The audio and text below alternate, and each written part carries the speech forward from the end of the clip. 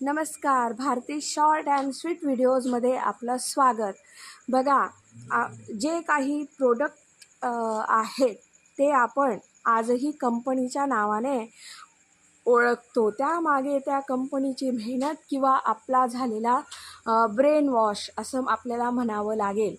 बघा, आपण जनरली कुठलीही लोखंडी कपाट असेल तर त्याला आपण गोदरेज कपाट म्हणतो.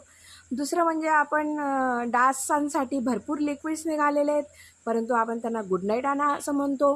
दातांसाठी पण खूप अशा पेस्ट निघालेल्या आहेत, परंतु आपण त्याला कोलगेट घेऊन या असं म्हणतो.